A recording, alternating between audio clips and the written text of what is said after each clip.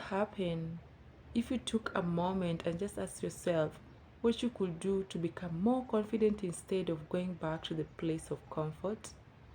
He didn't have to worry about whether or not they'd take advantage of him, yet there's still a chance that something could happen. Your pure intentions cannot be contaminated by someone's ill intent unless you let that happen.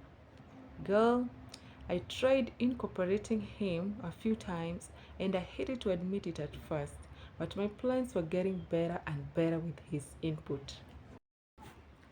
These moments would have been so much easier to walk away from if they hadn't been brought into our lives by divine confluences. You are becoming exactly who God has in mind, and God is going to give you the chance to let this version of you show up in an opportunity that reflects your growth. Hi, what's up, everybody? How is everybody doing? Hope you guys are doing well. Welcome and welcome back to my channel. I'm sorry about that. Welcome and welcome back to my channel. If you're new here, my name is Aching Official from Kenya, but currently I live in the capital, which is Nairobi. Thank you so much for always coming back to check up on your girl, know how your girl is doing. If you're a returning subscriber, and if you're new, please consider subscribing to support my channel. Okay, so guys, today we started chapter 6 of The Woman Evolved. So I know each and every day we get new viewers on the channel. So if you're new, this is the book that I've been reading for self-motivation to improve on speaking skills, and I'm now at chapter 6. We started chapter 6. If you haven't if you want to follow up with the book, then maybe you go check on the videos that I've made earlier about this book. It's very nice book, guys. So we started off with chapter 6. I read a bit of chapter 6, but I didn't finish. So today we wanna try and see if we can finish it, though it has many pages. The chapter 6 has so many pages, so we're gonna just read what we can, and we leave the rest for another day. Okay, so guys, this is the continuation of the chapter 6 that we started reading the other time, and please, so do not get lost. Okay, the title is The Boy, Uncomfortable Vulnerability. Can you imagine being the young child in this story? Don't let the fact that you know the ending keep you from imagining what it was like to be the boy in the moment when he was asked to hand over his lunch. In my mind, I see a young boy, maybe 9 years old or so, handing over a basket of his food to adults scrambling to figure out the best way to solve the anger of the huge crowd. The boy doesn't have a food supply shortage and could have kept his lunch to himself. But something in him realized the food may have a greater impact if he partnered with the disciples than it would have if he kept it to himself. Still, do you know how much trust it takes to hand over what you have to someone else? I know so many of you do. I think that handing it over makes it sound like you are in the power position. So I'd like to introduce another word I know will invoke an uncomfortable vulnerability. I honestly believe you can't even expect a miracle if you're not willing to live in a space of uncomfortable vulnerability. Are you ready for the word surrender? The boy surrenders what he has to another person. I want to stress the receiver of his lunch as another person. It's so much easier to surrender when we feel we are giving it directly to God. But what do you do when surrendering to God's will means you must take what you have and trust it to another person? It's not like the little boy was handing it over to Jesus. He was handing it over to the one of the many men who were around Jesus. Yet he still chose to trust someone he didn't know well with what he had. I guess this is why the Bible tells us that unless we are willing to become like children, we cannot enter the kingdom of God. Only a child would turn over the little he had to a stranger who was trying to feed that many people. Guys, I'm sorry about that. I would have tried to be polite with and suppress my discomfort. But I don't just let people walk away with food I'm planning to eat. At least not without some serious interrogation. Girl, if my husband took my dinner plate away from me at the house, I would probably hit the roof, so a stranger would not stand a chance. This boy represents a beautiful vulnerability that I'm challenged to strive for each and every day. I admire how he was able to offer and trust what little he had to another person.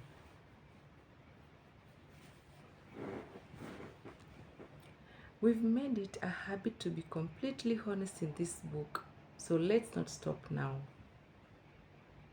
Have you ever felt like you had only a little to give but had to trust someone with it anyway?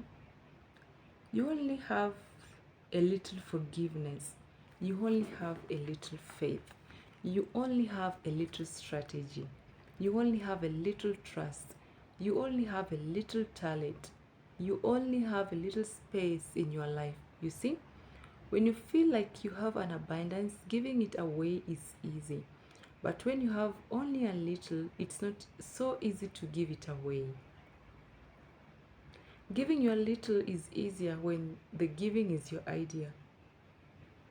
But what do you do when giving your little requires you to surrender to a business partner's, lovers, parents, or friends' plan, thoughts, or ideas? I don't think there is any nakedness like the one that comes when life makes you vulnerable to the actions of another person.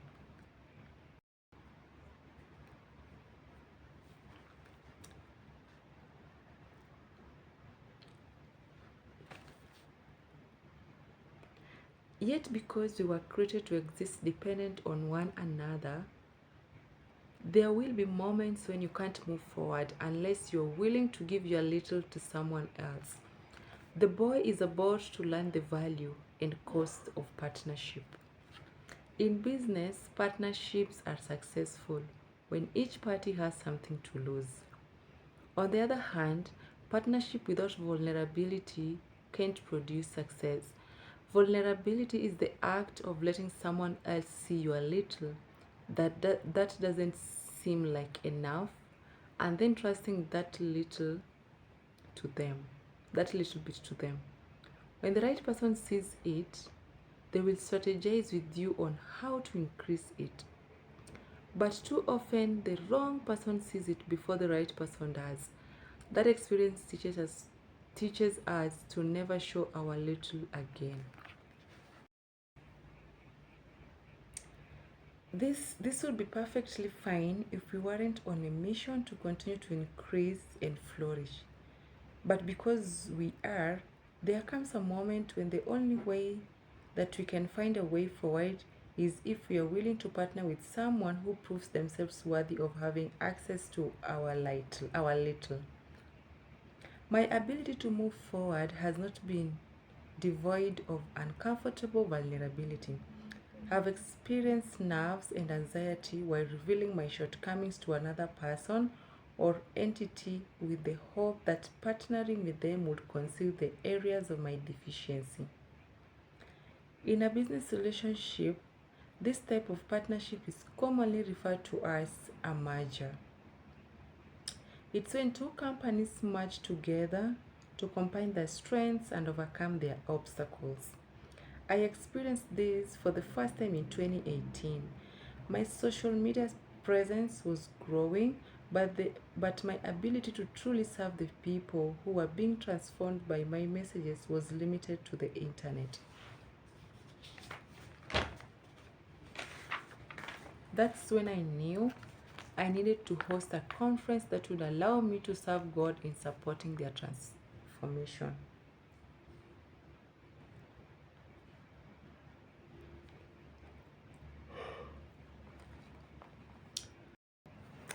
We had a little less than 2,000 women coming to Denver, Colorado to participate in an event.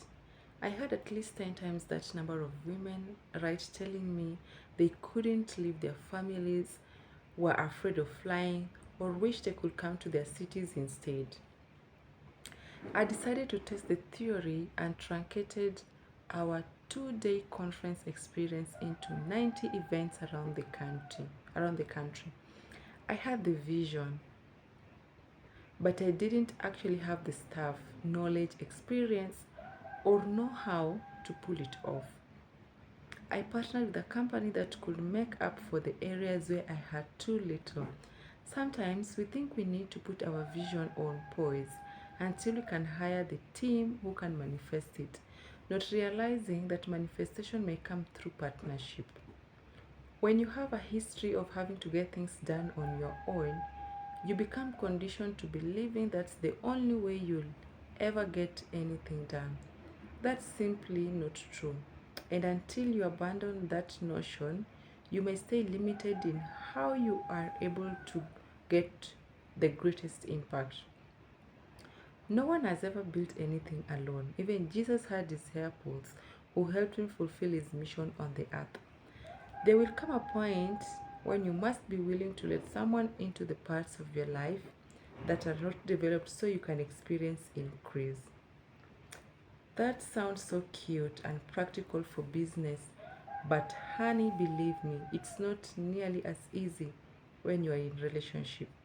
Whether it's professional, friendly, marital, or familial, what determines whether or not the partnership will, will withstand the test of time is not how well we function in our strength, but how we handle inevitable moments of vulnerability.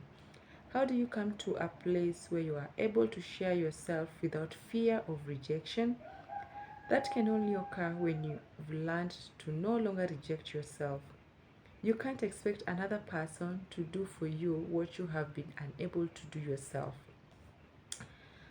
There is likely nothing that produces more vulnerability than giving someone permission to investigate how you choose to spend money. Chill. You're talking about more fireworks than the 4th of July.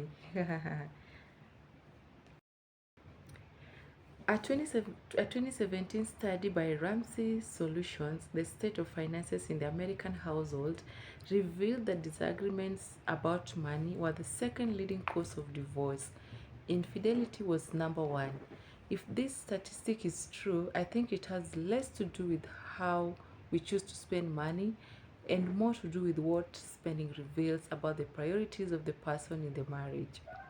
Letting someone see into the inner workings of your mind, value system, and life is one of the scariest things you can do. This doesn't just apply to finances or marriages either. Letting someone in is what makes being in a relationship hard, in any relationship hard. It's easy to celebrate my wins, but can you help me discover my wounds?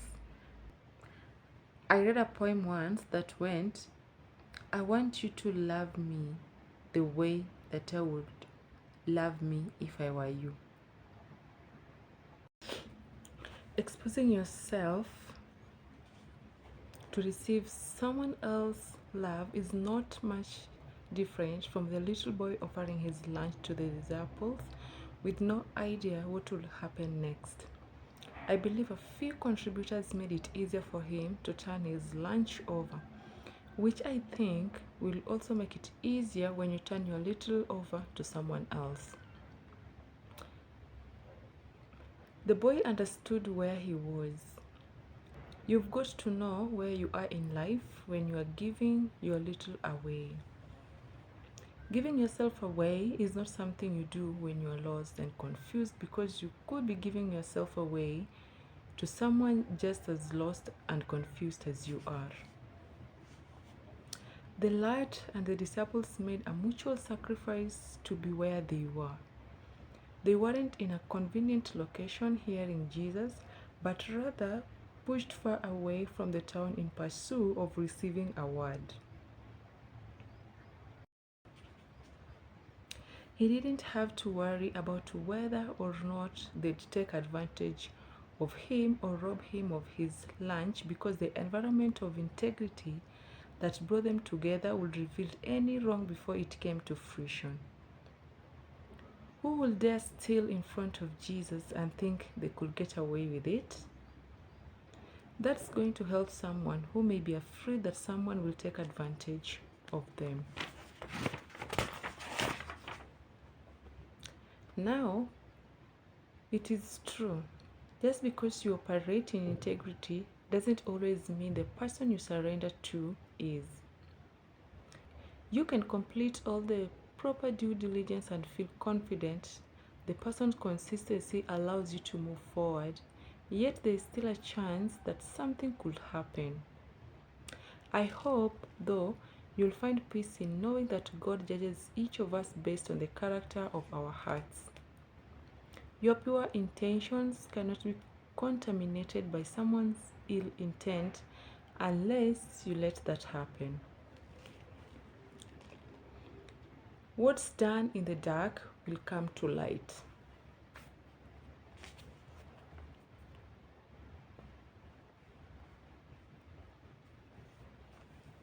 Also, because the disciples and the boy were willing to inconvenience themselves to be in the presence of Jesus, they were willing to surrender what little they had so they could experience more. When you work with someone who understands the cost of surrendering to gain more, they treat what you give them with care. They know it's not easy, so they don't take your investment lightly. Know who you are with. That's like a subtopic. This brings me to my next point. The boy knew who the disciples were. He didn't just give his lunch away to a random group of men. He gave his lunch away to men who were coming up with a plan. A partner may not bring everything you need to the table, but they will attempt to take what they have and what you have and actively plan how you could become better together. There's nothing like a woman and a man with a plan. But here is the deal. If you're going to hijack my plan, you better have a better plan. One of the greatest barriers my husband had to work through with me when he got married was the faith I put in my own plan. If I had an idea, I executed it. By the time we got married, I already had a history of devising good plans. I divorced, moved home, saved my money, purchased a house, built a website for blogging, built the blog audience, landed a book deal, and toured the country promoting the book, all, all while maintaining my full-time job, raising my children, and dating him. When we got married, I wasn't used to putting my plans on, on hold to run them by another person.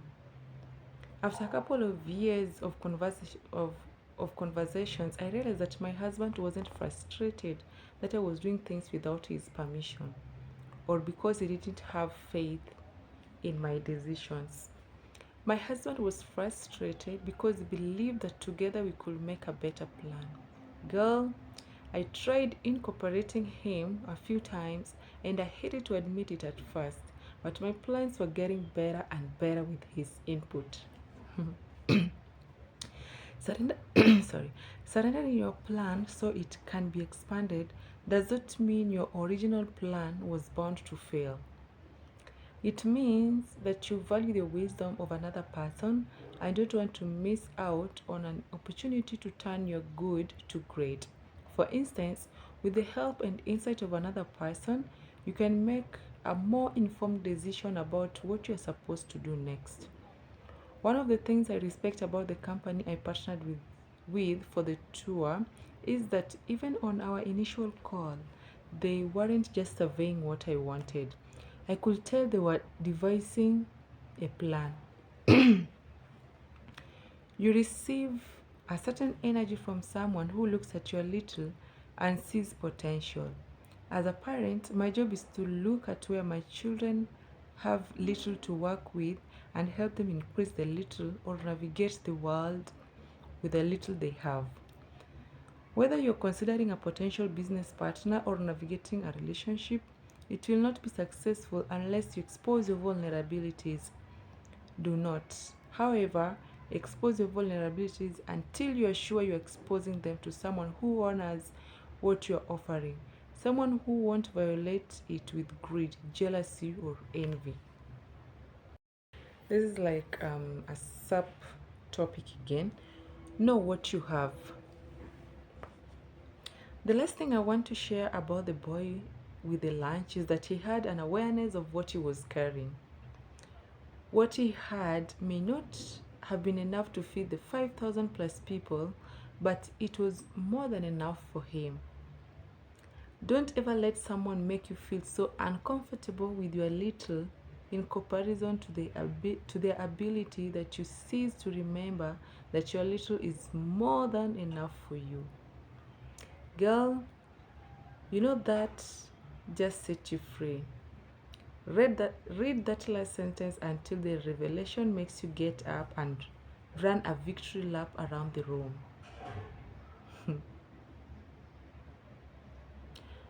Let me just read it out again because she's told us to read it again.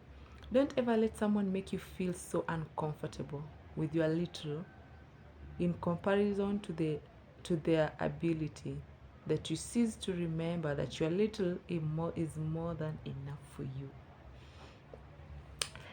Okay. I need you to make up your mind that you will not allow another person to come into your life and shame you or discredit what you are doing just because they think it could be bigger or better. If the business never grew, if the insecurity never went away, if your little stayed little forever, remember that your little survived hell and high water. Your little brought you this far. Your little is valuable in the sight of God. When that little becomes valuable to you, you will demand that anyone who comes into your life must also recognize the beauty in your little.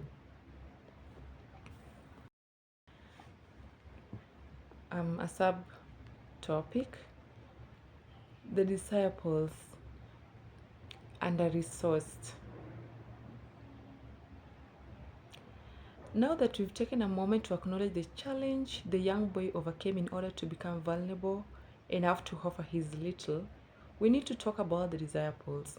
I'm sure when they suggested the boys' lunch as a possible option to feed 5,000 men plus women and children, that even they knew it was a total reach.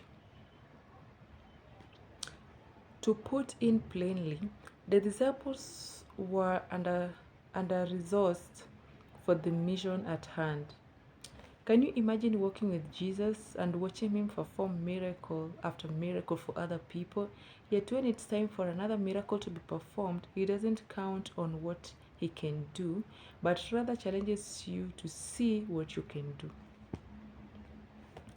The exchange between the disciples and Jesus highlights a perspective that Jesus had one of the disciples that they didn't have of themselves. Jesus' mission was not only to redeem humanity, but also to raise up individuals who could continue to spread awareness of humanity's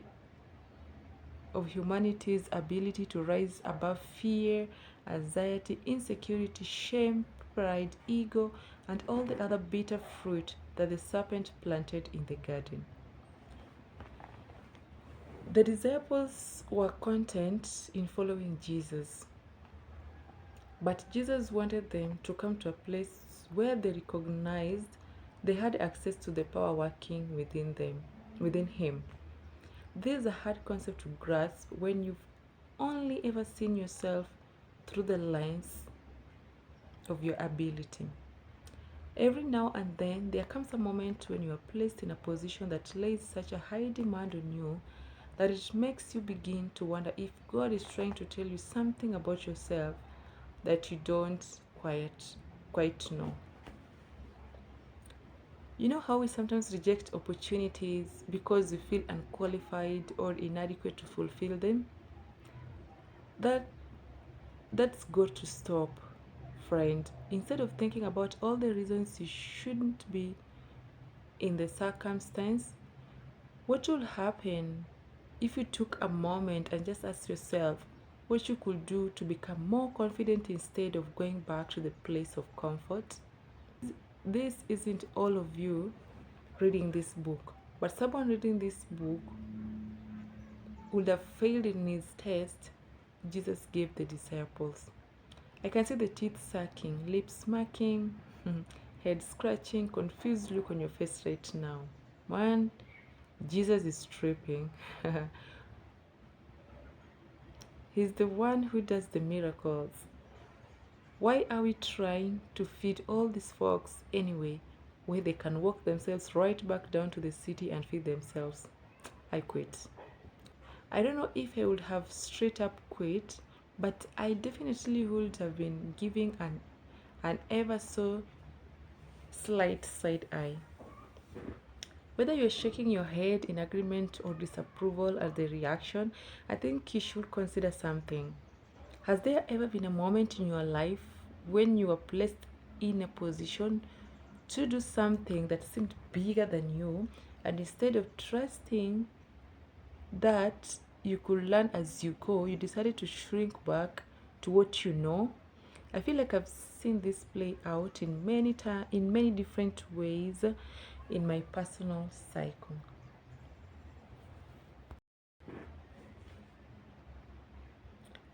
I had an offer to participate on a speaking panel, but I didn't feel educated enough, so I declined the opportunity.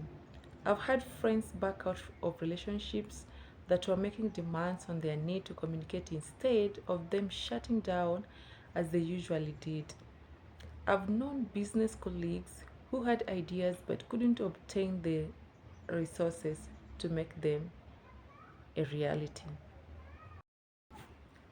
These moments would have been so much easier to walk away from if they hadn't been brought into our lives by divine confluences. We don't walk away from what God tells us to do and find peace anywhere else. I've learned in my life that avoiding the hard things God God asks of me haunts me until I decide to do them. Actually, because you're reading this book, you no longer have any other option than to put on your big girl panties and figure out how to overcome the obstacles that are standing in your way. That is, if you want to live with any real peace.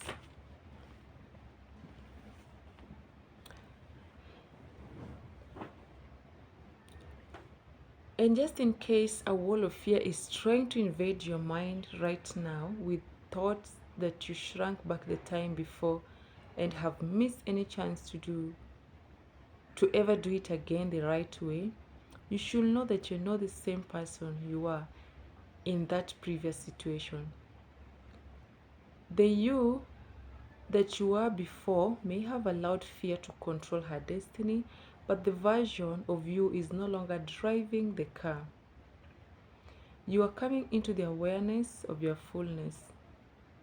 You are coming into the acknowledgement of your ability to no longer face things alone.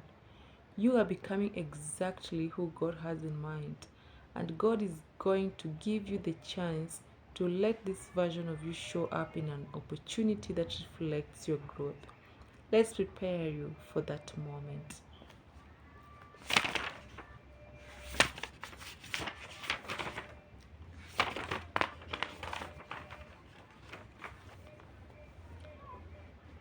subtopic, feeling not enough.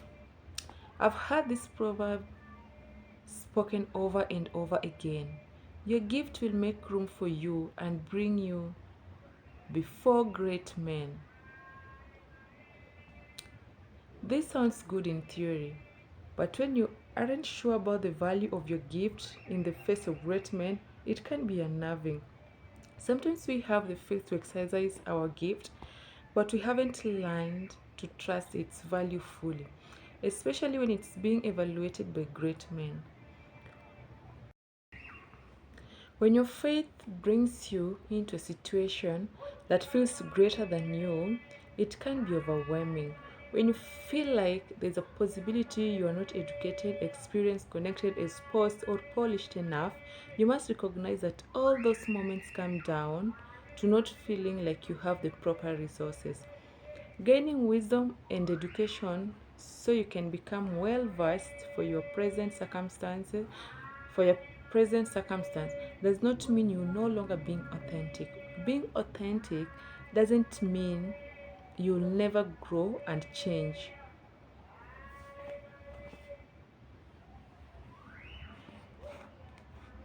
Authenticity is taking what you've learned and applying it in a way that is unique to how you process, communicate, and create. My grandmother always said, life is a classroom and we are all students. In other words, we are constantly learning and harnessing what we've learned for the road ahead of us. Who you are authentically at 21 is different from who you are authentically at 41. The goal is to be true to who you are and where you are and not force yourself to fit into shoes you've outgrown.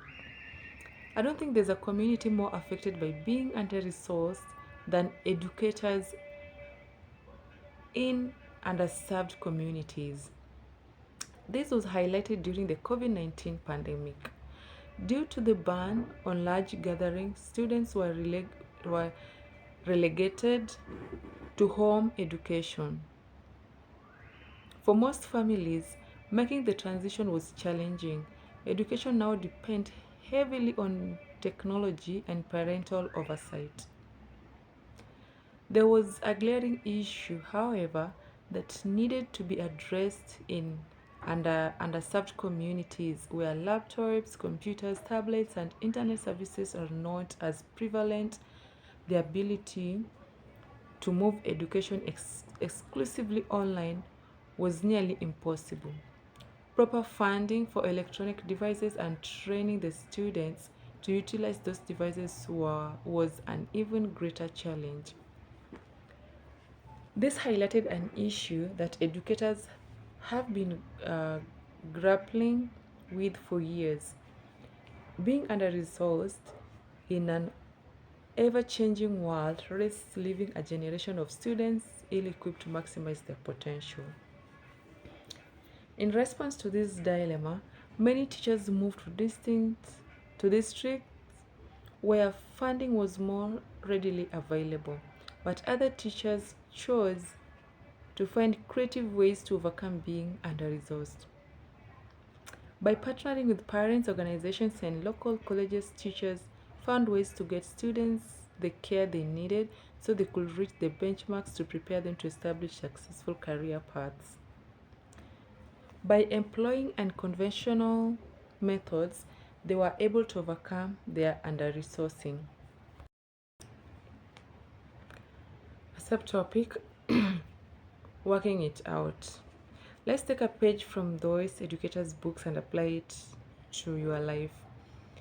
You're speaking of pages? Yes, get your journal. Number 1, where do you feel under-resourced? I found that we often stop at feeling overwhelmed, but when we are more specific, we can create a plan. Instead of using a blanket thoughts and statements like I don't have what it takes,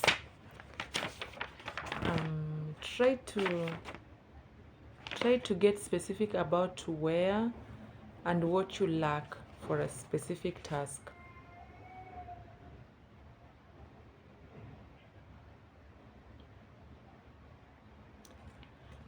Under-resourcing can be in any area.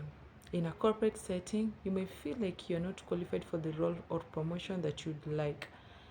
As a student, you may feel like you don't have the resource to dedicate the time you need to your studies. Mothers may feel ill equipped to raise emotionally healthy children. Even in an adult relationships, you may feel like you don't have the communication or emotion skills to present the best version of yourself. Once you've identified the area where you feel like you don't have what it takes, consider what the outcome would be if you are sufficiently resourced. The disciples in this story were under resourced for the task at hand. However, they had knowledge of what they were up against. How can you slay a giant you won't even look at? Number two, is there another way?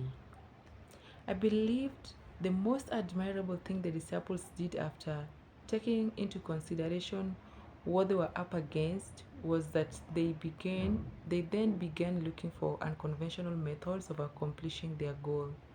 Sometimes we think there's only one way for us to overcome what we lack. If we don't have the degree, we lock ourselves out completely. If we don't have the experience, we take the desire off the table. What if you are so restricted to the one way things have to be done that you miss out on the unconventional miracles that God already has in your midst? The disciples could have been married to the notion that the only way to feed the multitudes was to send them back to town. But had they been married to that formula, they would have missed their miracle.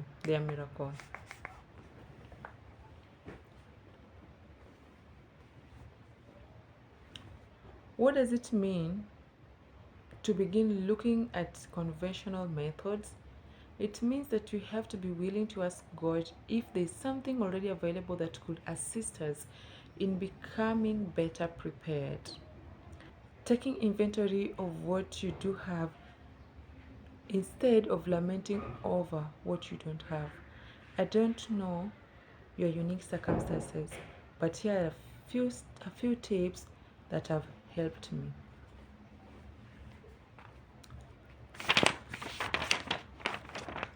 Number one, borrow other people's knowledge. You may not have the background for the presence you are standing in, but someone does. Don't be afraid to seek out advice and or relationships with people who are miles ahead of you on a similar path. You don't even have to know a person to borrow their knowledge. By reading books, watching interviews, listening to podcasts, and following the social media, you are allowed to access to how a person thinks. If you're fortunate enough to have access to them, then be intentional about what you want to learn so they can be intentional about what they give you. Number two, be unconventional. Okay, so I didn't finish college. I can't tell you how many times I wish I would have paid more attention in a business management or accounting class. One day I decided I was going to go back to school online so I could begin to really soak in the information I needed.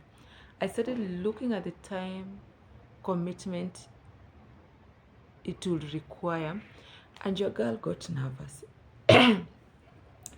It dawned, sorry, it dawned on me that I really just wanted the information I needed and not the full college experience.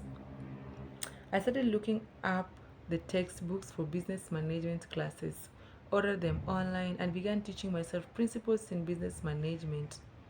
While I may not have the full experience of my educated colleagues, I was able to establish a firm enough foundation to evaluate the best way for me to progress in my respective companies. Number three, ask questions. I haven't always wanted to make my own ignorance evident because I didn't want anyone to know how ill equipped I felt. Well, Well, I learned to stop doing that when I began losing money. Ask your questions. You may have to allow your pride to take a bruising for your knowledge to be increased.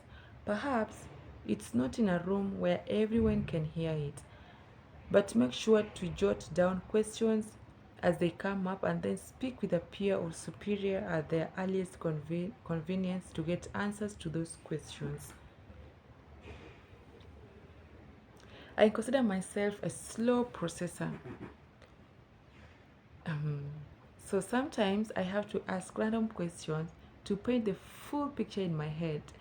When the picture is painted, though I'm able to offer valuable insight or ask questions the team hasn't considered. So, in honor of great teachers everywhere, make a point to remember one of my um, one of my educators' favorite sayings. There's no such thing as a stupid question. Number 4, get help. When the disciples finally had even the smallest possibility of a solution, it came from a little boy with a lunch sack. Can you see a bunch of grown men having to humble themselves to ask a little boy for his lunch? At that point, there was no room for pride or ego. If you feel under resourced, specifically when it comes to how you are able to relate and connect with people, I want you to get help. Consider joining a support group, getting therapy, or letting someone in your dilemma. You may be in a unique situation that no one in your circle understands. That doesn't mean that someone isn't willing to try to understand. They may not be able to fix your problem, but at least you won't be standing in your problem alone. Be patient. That is number 5. Be patient. Never forget that disciples didn't just decide that they were going to try to feed 5,000 people on their own. Jesus gave them a command to feed the people. Not everything God has for you will come easily. But if God has asked you to do it, then He has provision for you to be able to accomplish what He said. In my darkest moments, when I felt in over my head pursuing what God has requested of me, I've had to remind myself that the pressure isn't mine alone. When we can't see our way through, sometimes being divinely aligned means the best thing we can do is to ask God for patience while He reveals our next move. Jesus, the multiplier, that's like a subtopic. The boy, the disciples, the crowd, and Jesus. There are 4 characters in this story, but one reason they've all been brought together. As I mentioned earlier, Jesus is raising up a generation to take his work and go throughout all the earth.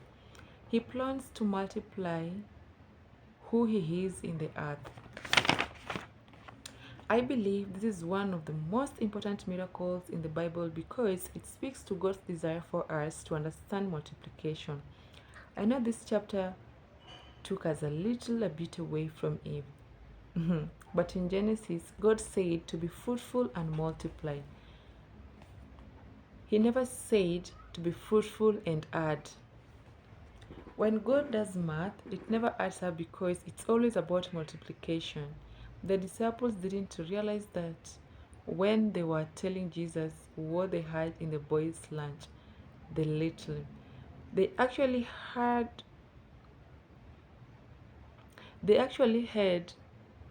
was every single thing they needed. They looked at what they had and it didn't add up. But when Jesus looked at what they had, he knew they had enough for it to be multiplied. You don't have to have all the right words. You don't need the degrees from the fancy institutions. You don't have to have a pristine family or a white picket fence childhood. The only thing you need is something for God to multiply. Can you imagine the impact teachers have had on the children in underserved communities? Their commitment to sticking with them even when they didn't have everything they needed doesn't just give them a slightly greater chance at being successful, it multiplies the odds. We know how this miracle ends. Jesus takes the boy's little, the disciples' effort, and his anointing, and a miracle takes place. That's the sweet part for us as believers. It's not when we are operating in our own strength and wisdom. It's when we come to a place where we combine our uncomfortable vulnerability with our under-resourced effort and lay it at Jesus' feet.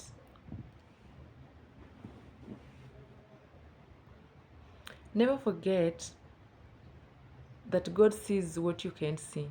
He knows the road ahead of you and the world around you. When you give Him something to work with, He gives you something worth the wait. I don't think there's anything that makes us more fragile than taking the most intimate pieces of our journey and turning them over to another. Thank you for allowing this chapter access to you a little. I don't take it lightly, and I want to make sure we seal your vulnerability with God's presence. I want to pray over you a little. Heavenly Father, there's truly no one who understands humanity and divinity the way you do. You understand how fragile we feel in this scary world. You know where our fresh wounds are and the places we are hiding scars. Father, I ask that you give every woman reading this book the strength to open herself to you. Open her eyes to how you see her greatness and her sorrow. Grant her courage to stand up in the area where she's tempted to fall. Attract to her teachers, friends, community, and love that force her to raise her head and trust again. Help her to be comfortable in her own skin so the best of her can be multiplied for your glory.